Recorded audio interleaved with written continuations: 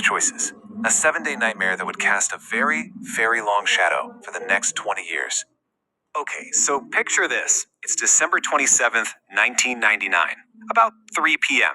A small Indian government plane has just landed in what was, at the time, probably the most dangerous place on Earth, Taliban-controlled Kandahar, Afghanistan. The door opens. He's the special director of India's intelligence bureau, and he is totally, completely alone. He's walking right into the heart of a full-blown crisis. His mission?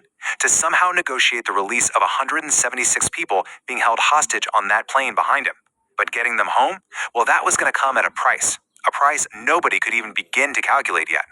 To really get how we ended up in this insane situation, we've got to rewind a few days. Back to what was supposed to be just a normal routine flight on Christmas Eve. So, the flight takes off from Kathmandu, and not even 35 minutes in, 5 men just stand up. They're wearing masks, they're armed, and suddenly they're in control. When one passenger, a man named Rupin Katyal, who was on his way back from his honeymoon, tried to resist, he was brutally stabbed. Yeah, the screams in that cabin told everyone on board what they feared most. This plane was not going to Delhi.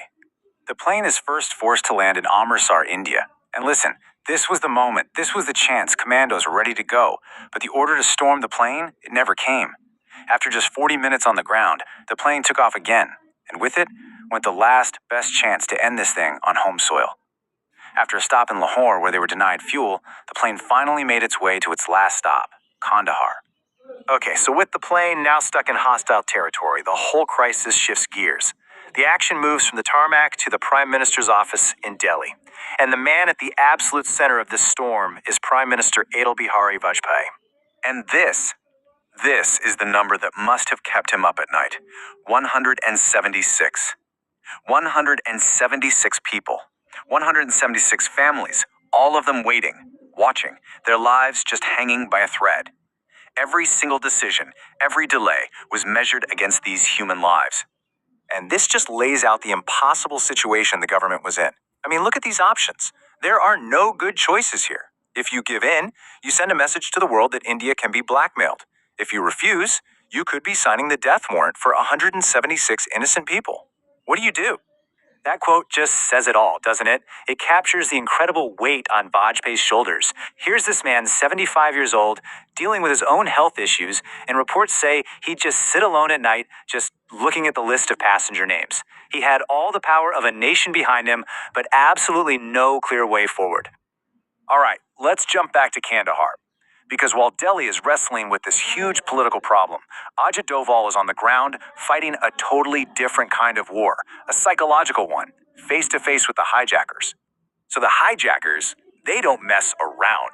Their first demands are just massive. They want $200 million in cash, and they want India to release 36 terrorists from its prisons. And there was one name that kept coming up over and over again, Masood Azhar. He was a high-value militant leader, and he was their big prize. But Doval's strategy, it was brilliant. It wasn't about bargaining, not really. It was about pure psychological exhaustion.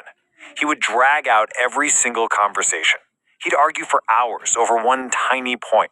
Then he'd give up a small, meaningless concession, just to make them feel like they were making progress. It was a masterclass in wearing down your opponent. But Doval had this one massive problem he couldn't control.